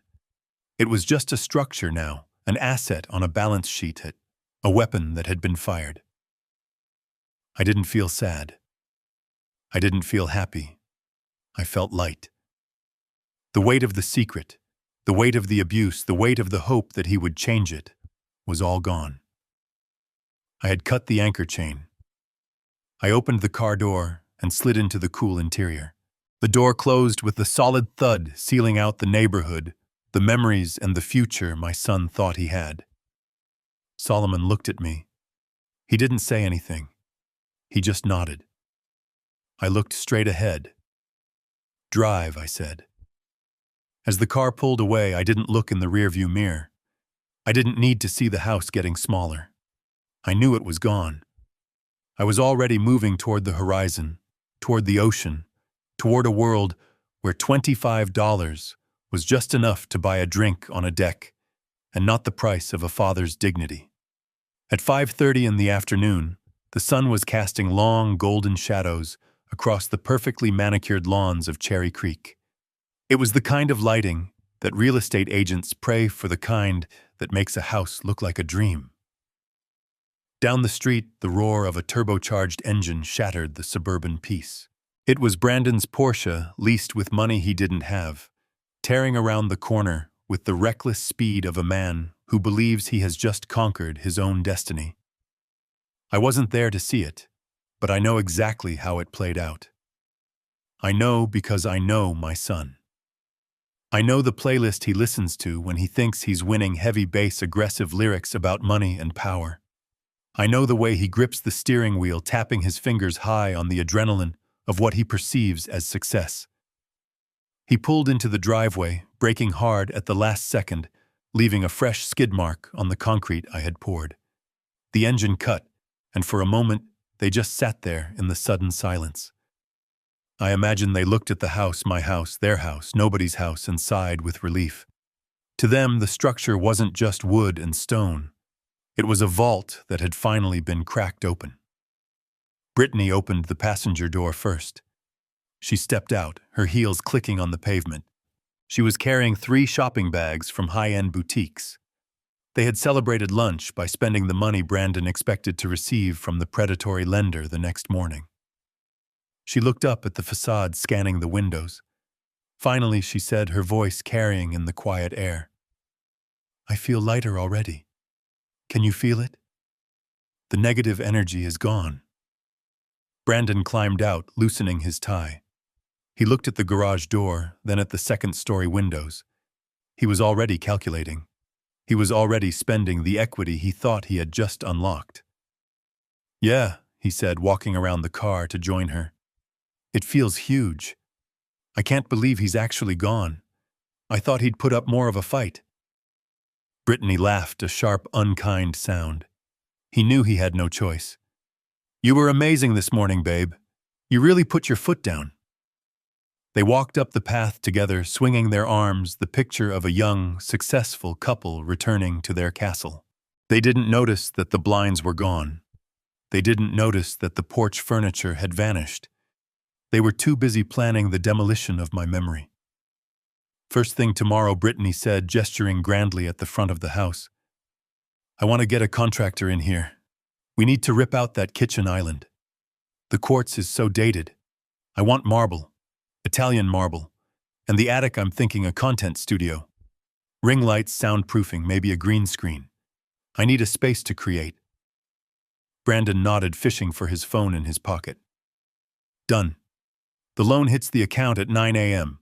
We'll have $50,000 cash just for renovations.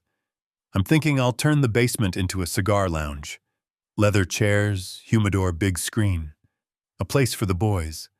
No more old man smelling up the place with his liniment." They reached the porch steps. They were beaming. They were two children playing house with dynamite. Brandon stepped up to the door. He didn't look at the lock. He didn't need to. He had programmed the geolocation feature on his phone to unlock the door automatically as he approached. He expected to hear the familiar electronic chime, the whir of the motorized deadbolt, retracting the green LED ring, pulsing a welcome. He stepped onto the welcome mat. Silence. He stopped. He frowned, looking down at his phone. He tapped the screen, refreshing the app. "That's weird," he muttered. "It's not connecting." Brittany sighed, shifting her shopping bags. "Probably the Wi-Fi. You know how cheap he was with the internet plan. Just punch in the code." Brandon put his phone away. He reached out to touch the sleek black glass panel of the smart lock. He expected it to wake up to illuminate the numbers in cool blue light. His finger touched cold, dead metal. Nothing happened. The screen remained black. There was no beep. There was no light. He tapped it again, harder this time. "Come on," he said, irritation creeping into his voice. "Wake up." He pressed his palm against it. He tried to shake the handle. It was solid. Immovable. "What is going on?" Brittany asked, stepping up beside him. "Is the battery dead?" "It shouldn't be," Brandon snapped. "I changed it last month. Maybe he messed with the router before he left." Just to be petty. He pulled his phone out again. He opened the app. A spinning wheel of death greeted him. Then a message popped up in red text. "Device not found." He cursed. He kicked the bottom of the door. "Open the door." "Brandon." Brittany whined. "My feet hurt." "I'm trying," he yelled back. "The system is offline. I have to use the backup key." He dug into his pocket, searching for the emergency physical key that came with the smart lock, a flimsy piece of metal he kept on his keychain, but never used. He found it. He jammed it toward the keyhole at the bottom of the unit. But the key didn't fit. He stopped. He leaned in closer, squinting in the late afternoon sun. He stared at the lock, really stared at it for the first time. "This isn't my lock," he whispered. What Brittany asked, leaning over his shoulder. "This isn't the smart lock," Brandon said, his voice rising in pitch. "The panel is gone. This is a deadbolt. A brass deadbolt." He touched the heavy metal cylinder. It was brand new. There were fresh scratches on the doorframe where the installation had been done quickly. The high-tech gadget he loved, the symbol of his control, had been ripped out by the roots. Who changed the lock? Brittany asked, her voice trembling slightly. Did you call a locksmith? I didn't call a locksmith, Brandon shouted. He stepped back, looking up at the house as if it had suddenly grown teeth. And then he saw it. Right there at eye level, taped to the center of the door with a strip of blue painter's tape, a thick white envelope. It hadn't been there a second ago, or maybe he had been too blind to see it. But now, against the dark wood of the door, it seemed to glow. He stepped forward. He reached out a shaking hand. He saw the name written on the front in black permanent marker. Block letters. Steady. Unforgiving. Brandon. He recognized the handwriting immediately. It was the same handwriting that had signed his report cards, his permission slips, his college tuition checks. It was the handwriting of the man he thought he had defeated. He ripped the envelope off the door. The sound of the tape tearing was loud in the quiet neighborhood. He tore the flap open. He turned the envelope upside down. 25 dirty, crumpled $1 bills fell out. They fluttered down, landing on the porch, on his shoes, on the welcome mat. He stared at them. He stared at the steak sauce stains. He stared at the mud. He knew exactly what they were. Tobias, he whispered. Brittany looked at the money, then at the lock, then at the dark, empty windows of the house. Brandon, she said, clutching his arm. Why are the curtains gone? Brandon looked up. He looked through the side-light window next to the door. He cupped his hands against the glass and peered inside. He didn't see his leather sofa. He didn't see his 85-inch TV. He didn't see the bar. He saw an empty cavern. He saw hardwood floors stretching out into nothingness. He saw the ghost of a house. It's empty, he choked out. It's all gone. No. Brittany screamed. My shoes, my bags. She started pounding on the door with her fist. Open up right now, Toby. I know you're in there. Open this door, but the door didn't move. The heavy brass deadbolt held fast. The house absorbed her screams and gave nothing back. And then from the other side of the door came the sound of heavy footsteps. Not the shuffling steps of an old man with arthritis. These were the heavy-booted steps of a man who was paid to hold the line. The lock clicked, not an electronic chirp, but the heavy mechanical clack of a tumbler turning.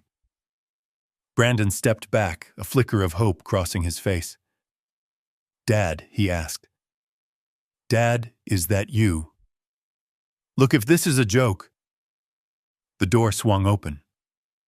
But it wasn't me standing there. It wasn't the father he could manipulate. It wasn't the guard dog he could kick. Standing in the doorway, filling the frame, was a man in a black tactical uniform with a badge on his chest that read, Vulture Security. He was 6'4", with a face like a slab of granite. Can I help you? The guard asked, his voice flat and menacing. Brandon stammered. I live here. This is my house. Where is my father? The guard crossed his arms. He didn't blink. Nobody lives here, sir. This is private property owned by Sterling Development. And you are trespassing. I suggest you step off the porch before I detain you. Brandon looked at the guard. He looked at the $25 scattered at his feet. He looked at his wife, who was hyperventilating, clutching her shopping bags. And for the first time in his life, Brandon King realized that the ground beneath his feet didn't belong to him. It never had. The security guard didn't move a muscle when Brandon started screaming. He stood there like a statue, carved out of granite, his arms crossed over his chest, his eyes hidden behind polarized sunglasses that reflected my son's distorted, red-faced reflection back at him. Do you know who I am? Brandon shouted, spit flying from his mouth. I am the owner of this property. I have the deed. I have the mortgage papers. Call the police right now, or I will sue you and your entire company into the ground. The guard simply tapped the badge on his chest. Vulture Security. We have a contract with the owner, Mr. Sterling. You are not on the list. I am the owner. Brandon yelled, his voice cracking. He turned to Brittany. Call 911. Tell them we're being threatened. Tell them my father has lost his mind and hired thugs to lock us out. Brittany was fumbling with her phone, her hands shaking so hard she dropped one of her shopping bags. A bottle of expensive perfume shattered on the porch, the smell of gardenias mixing with the scent of fear. I stood just inside the foyer, hidden by the shadows of the empty house. I listened to my son unravel. It was a sound I had expected to bring me joy, but instead, it just brought a cold, clinical satisfaction. It was like hearing an engine seize up because the owner never bothered to change the oil. Predictable, avoidable, final. I stepped forward. I signaled the guard with a small nod. He saw me and stepped aside, opening the path like a gatekeeper. I walked out onto the porch. Brandon stopped screaming mid-sentence. He looked at me and his jaw literally dropped. He blinked once, twice, as if his brain couldn't process the visual data it was receiving. He was expecting the old man. He was expecting the hunched figure in the stained flannel shirt, the guy with the muddy knees and the apologetic eyes. He was expecting the guard dog. But the guard dog was gone. The man standing before him was the wolf. I was wearing a charcoal gray bespoke suit cut from Italian wool that I hadn't worn in 5 years. It fit perfectly. My shirt was crisp white, starched stiff. My shoes were polished to a mirror shine reflecting the evening light. I had gone to my old barber, a man who knew how to use a straight razor, and he had shaved years off my face. My hair was trimmed tight, precise, professional. I didn't look 70. I looked like a man who could buy and sell Brandon's entire life before breakfast. Dad. Brandon whispered. The word came out like a question, as if he wasn't sure he knew me. I stood tall, my shoulders back. I didn't look at his shoes. I looked him dead in the eye. It's Tobias, I said. My voice was different too. Deeper. Resonant. The voice I used in boardrooms, not kitchens. What? What are you wearing? Brandon stammered. Why are you dressed like that? And why is this guy saying you sold the house? I didn't answer his question. I didn't owe him explanations about my wardrobe. I reached into the inner pocket of my jacket. I didn't pull out a handkerchief to wipe his tears. I pulled out a blue legal folder. I tossed it at him. It wasn't a gentle toss. I threw it with force. It hit him square in the chest, forcing him to grab it reflexively. Read it, I said. Brandon opened the folder. His hands were trembling violently now. He stared at the documents inside. The first page was the revocation of the Kingston Trust. The second was the bill of sale to Sterling Development. The third was the wire transfer confirmation for $1.5 million. He flipped through the pages, his eyes darting back and forth, trying to find the loophole, the mistake, the prank. He stopped on the signature page. He saw my signature. Bold. Black. Final. You sold it, he choked out. You actually sold it. He looked up at me, his face a mask of betrayal. How could you do this? This is my house. You gave it to me. You signed the papers 10 years ago. I took a step closer. I invaded his space. For the first time in his life, he shrank away from me. I never gave you the house, Brandon. I said, my voice low and hard. I put the house in a trust. A trust is a privilege, not a right. It has conditions. It has clauses. I lived here, he shouted. I paid the utilities. Sometimes you were a beneficiary, I corrected him. A tenant with delusions of grandeur. You didn't own the bricks. You didn't own the land. You didn't even own the air you breathed inside those walls. Brandon waved the papers. But you can't just sell it out from under me. I have rights. I have tenants' rights. You have to give me 30 days' notice, I laughed. It was a dry sound. Read paragraph 4, section B of the trust agreement, I said. The one you signed without reading because you were too busy picking out paint colors. Immediate revocation of residency upon evidence of gross misconduct or abuse of the trustee. Abuse, Brandon sputtered. I didn't abuse you. I pointed to the envelope taped to the door. The $25. You threw money in the dirt and made me crawl, I said. You kicked my hand. You filmed it. That is abuse, Brandon. And in the legal world, that is a breach of contract. Brittany grabbed Brandon's arm. She was looking at the folder reading the numbers. 1.5 million, she squeaked. You sold it for 1.5 million cash, I said. Closed at noon. The money is already offshore. Brandon looked at the house, then back at me. The reality was setting in. The walls were gone. The equity he was counting on to save him from the loan sharks was gone. But the loan, he whispered, his face turning the color of ash. The hard money loan. I promised them the title tomorrow. They're wiring the money in the morning. If I don't have the house as collateral, they'll break your legs, I finished for him. Or worse. He looked at me with terror in his eyes. Dad, you have to stop this. You have to undo it. If I don't get that money, they'll kill me. You can't let them kill me. I looked at him.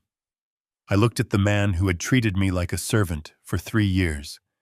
I looked at the man who had decided I was disposable the moment I became inconvenient. I'm not letting them do anything I said. I'm just letting you experience the consequences of your own business dealings. I turned to the guard. Remove them from the porch, I said. They are loitering. Wait, Brandon grabbed my sleeve. He was crying now. Real tears. Not tears of sorrow, but tears of a terrified child who realizes the safety net is gone. Dad, please. Where are we supposed to go? Where is our stuff, my computer? Brittany's shoes. I carefully removed his hand from my sleeve. I brushed the fabric where he had touched me as if wiping away dirt. I leaned in close so only he could hear me. You asked me where your house is, I said softly. I pointed to the document in his hand. I didn't sell your house, Brandon. I sold mine. I stepped back. And as for your stuff, I pointed toward the horizon, toward the city dump. Check the landfill. I hear they close at 6. You better run. Brandon stood on the porch of the house that wasn't his, staring at the document in his hands, as if it were a death certificate. His eyes darted across the page, reading the same paragraph over and over again, his lips moving silently as he tried to comprehend the legalese that had just dismantled his existence. I knew exactly which clause he was reading. It was Article 9, Section C, the revocability of the grantor. The clause stated in plain English that I retained the absolute right to dissolve the trust at any time for any reason without notice. It was the fail-safe I had built into the foundation of his life, a structural beam he had assumed was load-bearing, but was actually a trap-door.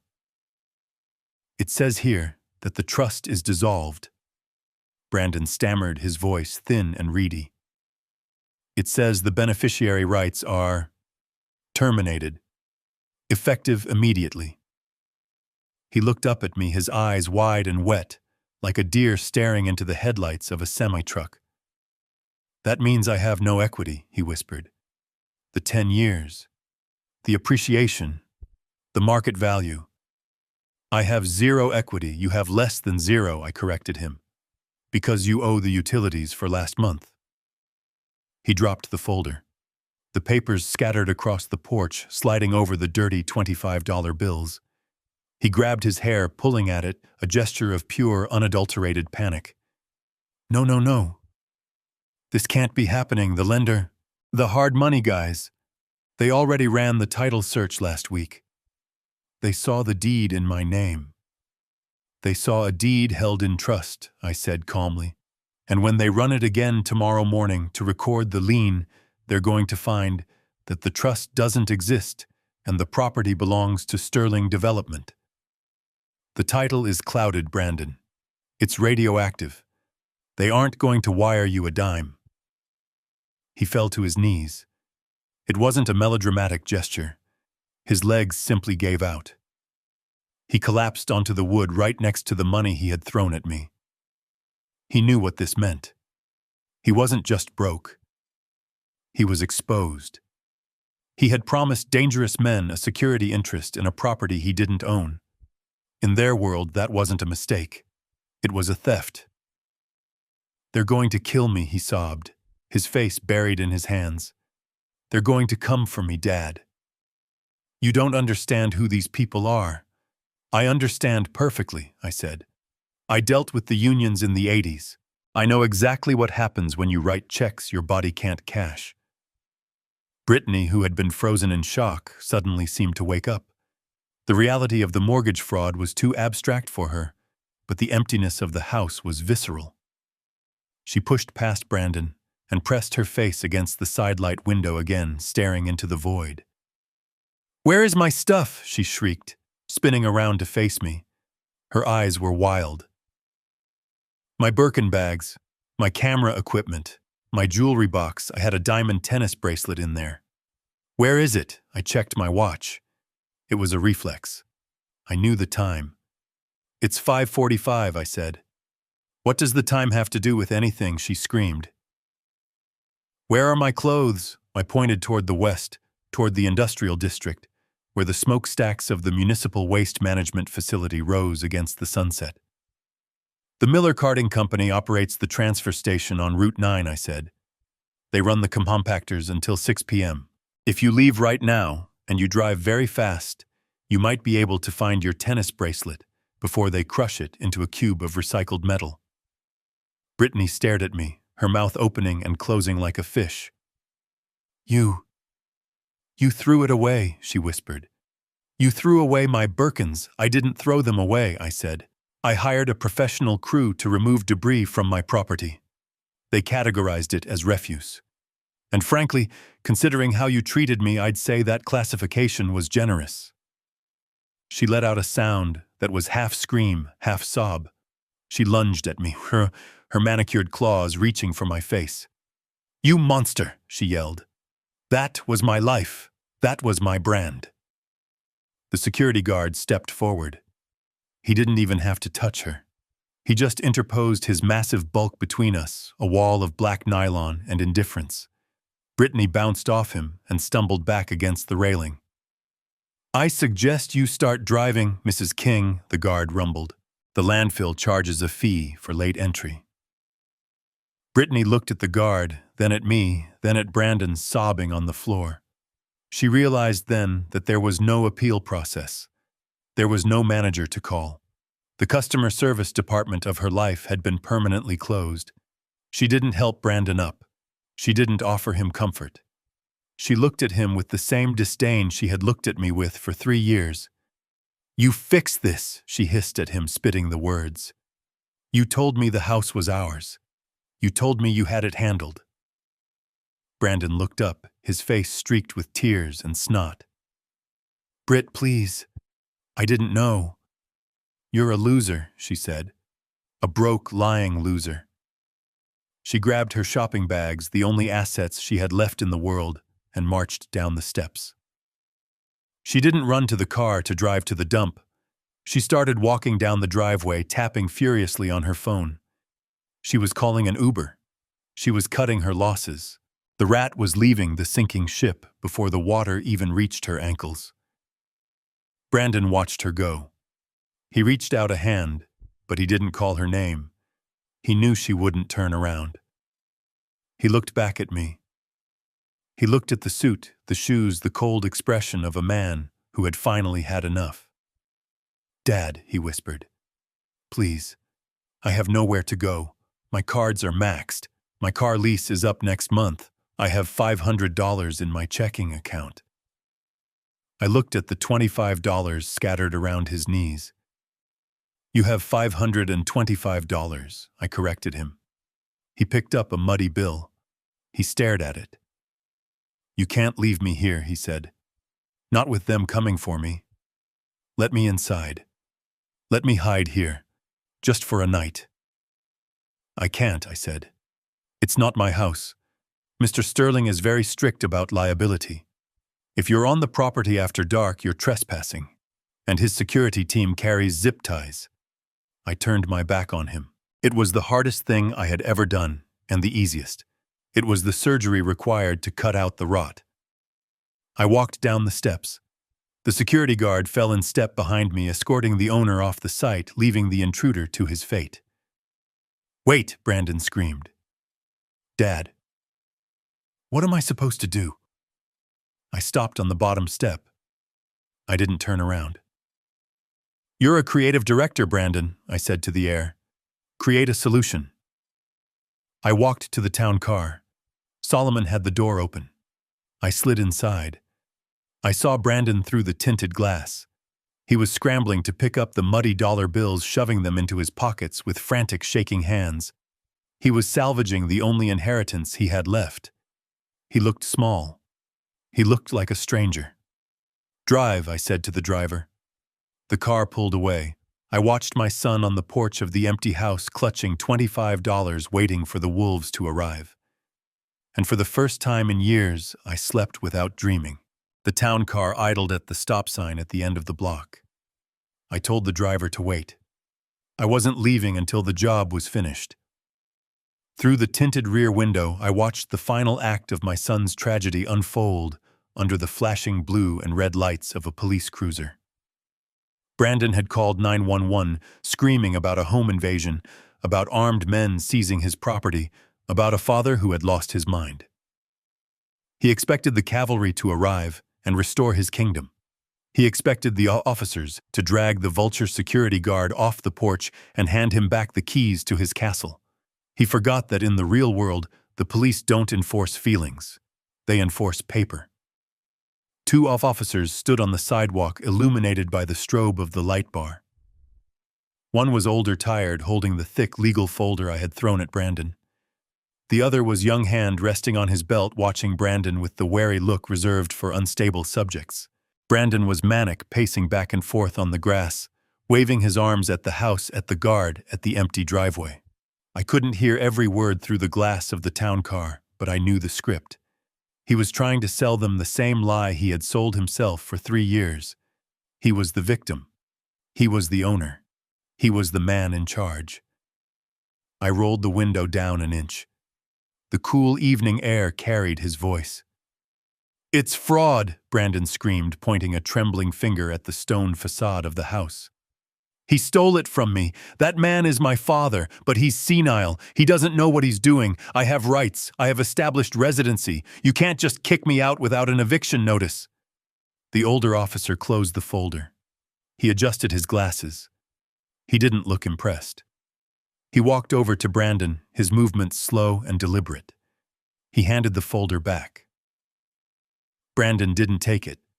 It fell to the grass, landing next to the muddy dollar bills. "Sir," the officer said, his voice carrying the heavy weight of finality. "I've reviewed the documents. I've spoken to the representative from Sterling Development on the porch. The title transfer is legal. The trust revocation is notarized. This is a civil matter, but as it stands, you are trespassing on private commercial property." Trespassing. Brandon choked. "I live here. My clothes are in there." The officer shook his head. "According to the new owner, the property was purchased vacant. If you have a dispute regarding personal items, you'll need to file a claim in civil court. But right now, the owner has requested you vacate the premises. If you remain, I will have to arrest you for criminal trespass and disturbing the peace." Brandon stared at the cop. The color drained from his face, leaving him looking like a wax figure melting in the heat. The authority he thought would save him had just sided with the paperwork. The law didn't care about his sob story. The law cared about the signature at the bottom of the deed. "I'm not leaving," Brandon whispered, his voice cracking. "I have nowhere to go."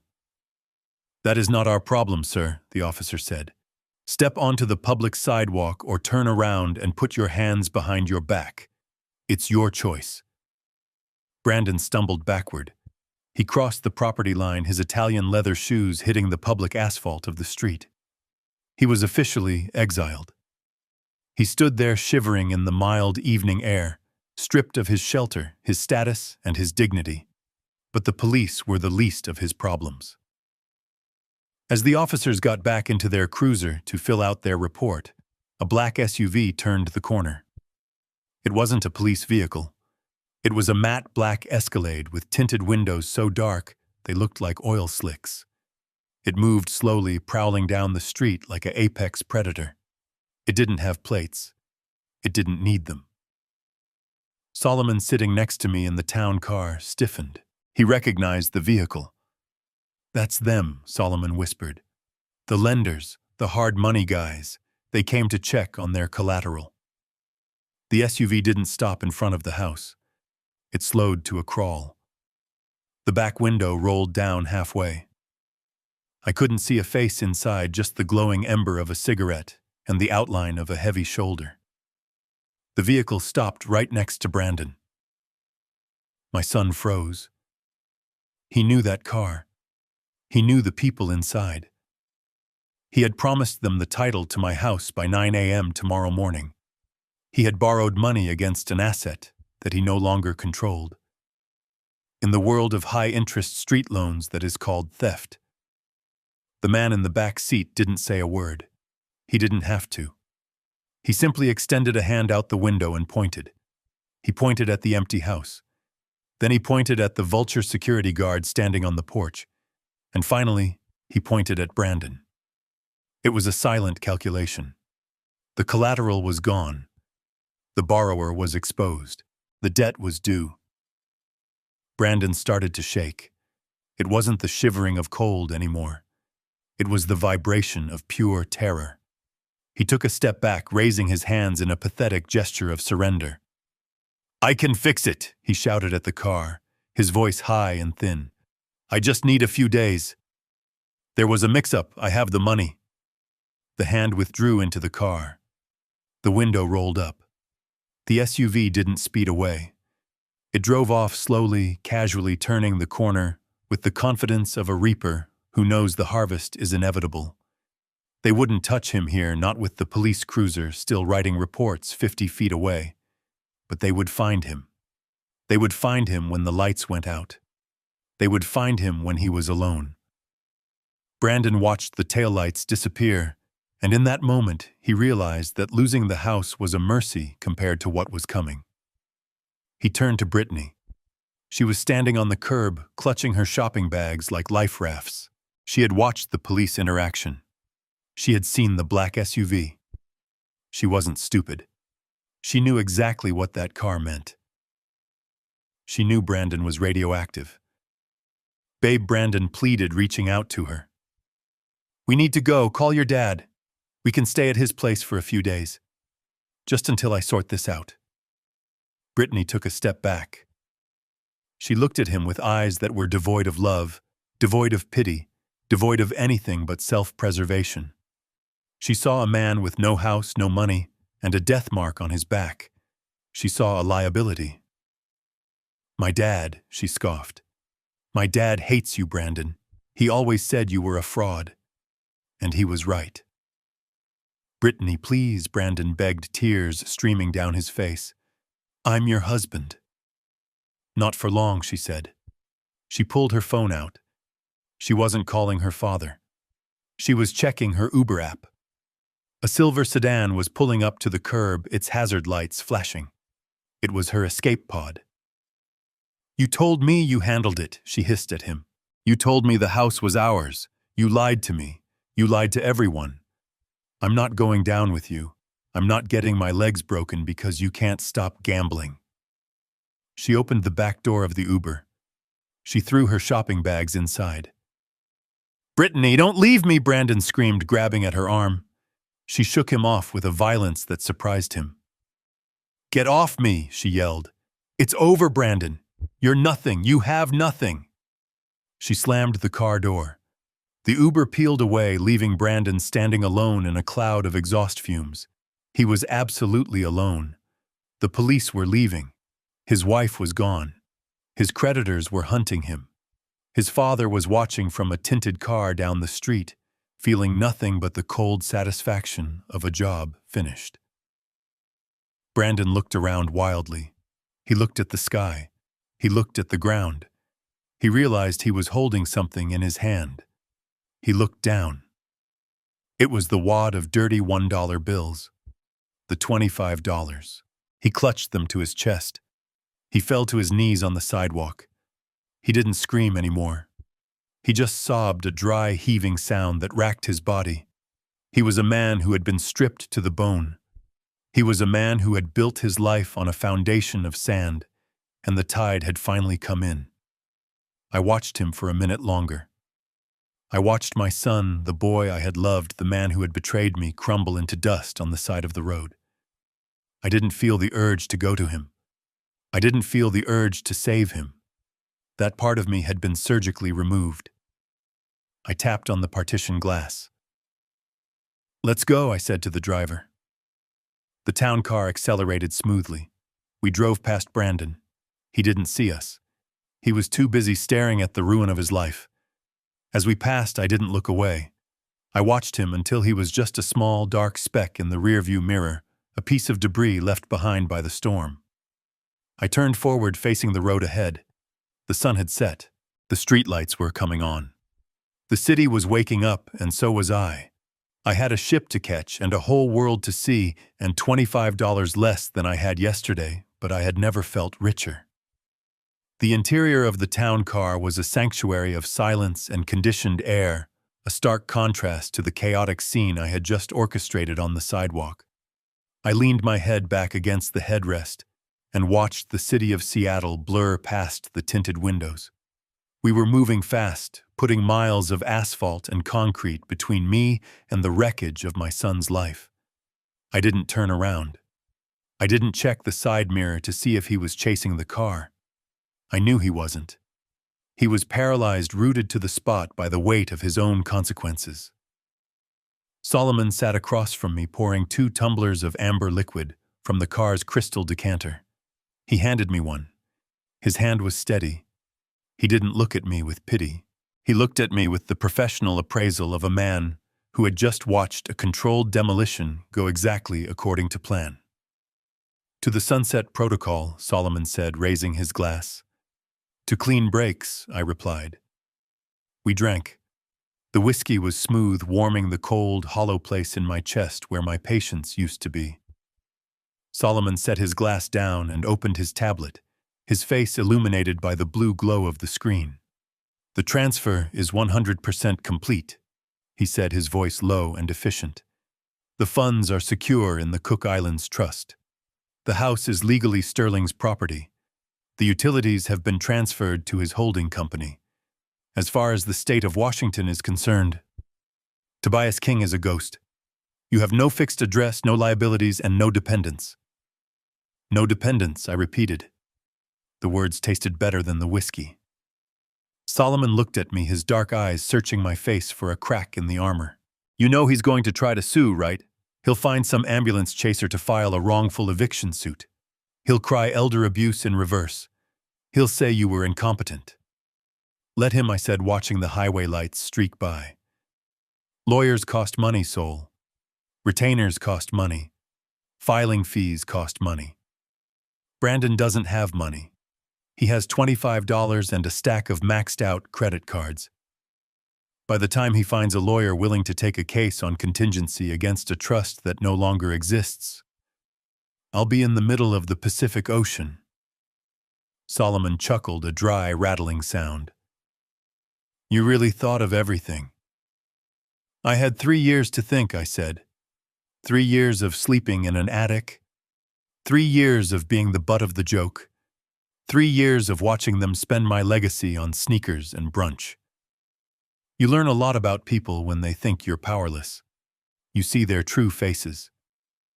We merged onto the highway leading to SeaTac International Airport. The traffic was light.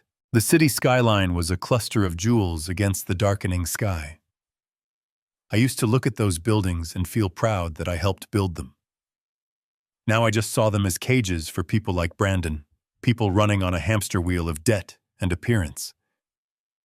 "You have $1.5 million liquid," Solomon said, tapping his tablet, "plus your other holdings." You're a wealthy man, Toby. What are you going to do with it? Real estate stocks. I have a guy in hedge funds who could double it in 5 years. I shook my head. No more investments, Sol. No more building. No more saving for a rainy day. It rained today, and I survived the flood. I reached into my pocket and pulled out the 25 single-dollar bills I had salvaged from the envelope before taping it to the door. I hadn't given them all to Brandon. I had kept one. Just one. It was stained with mud and grease. I smoothed it out on my knee. You know what true wealth is, Sol? I asked. Solomon raised an eyebrow. Tax-exempt municipal bonds. I laughed. No. True wealth is the ability to walk away. It's the ability to wake up in the morning and not have to apologize for existing. It's the ability to eat a steak without someone telling you you cooked it wrong. It's having a door that only you have the key to. I folded the dirty dollar bill and tucked it into the breast pocket of my suit right next to my heart. This dollar isn't money, I said. It's a ticket. It's a reminder. If I ever start feeling guilty, if I ever start wondering if I was too hard on him, I'm going to look at this dirty piece of paper and remember that he thought this was all I was worth. The car slowed as we approached the departure terminal. The lights of the airport were blindingly bright, promising destinations and new beginnings. We pulled up to the curb. The driver opened the door. The air smelled of jet fuel and possibility. Solomon didn't get out. He stayed in the car, the keeper of secrets, the guardian of the paperwork. Have a good trip, Mr. King, he said. Send me a postcard from somewhere warm. I stepped out onto the sidewalk. I didn't have any luggage. I had bought a new wardrobe online and had it shipped directly to the ship in Miami. I was traveling light. I'll send you a picture of the ocean, Sol, I said. I closed the car door. The limo pulled away, disappearing into the stream of traffic. I turned toward the terminal doors. I walked through the automatic sliding glass, joining the stream of travelers. I wasn't Tobias the contractor anymore. I wasn't Toby the guard dog. I was just a man with a first-class ticket to Miami and a reservation on a world cruise that didn't have a return date. I walked through security. I walked to my gate. I boarded the plane. And as the wheels lifted off the runway, leaving the ground behind, I looked down at the sprawling city of Seattle one last time. Somewhere down there in the dark, my son was learning how to survive. I hoped he would figure it out. But for the first time in 32 years, it wasn't my job to teach him. I ordered a glass of champagne, reclined my seat, and turned my face toward the future. The account was closed. The ledger was balanced. And I was finally, truly free. I spent 40 years building skyscrapers, but I almost let my own son tear down my self-respect for free. I learned that you cannot buy love with silence, and you cannot teach a man to walk if you carry him everywhere. Enabling disrespect isn't kindness. It's a slow poison that destroys both the giver and the taker. Real family isn't defined by blood or inheritance, but by mutual respect. If someone treats you like an option, remove yourself from the equation. Walking away wasn't an act of cruelty. It was the only way to save the little life I had left. If you think Brandon got exactly what he deserved, hit the like button and subscribe to the channel and tell me in the comments, would you have left him the $25 or kept it all?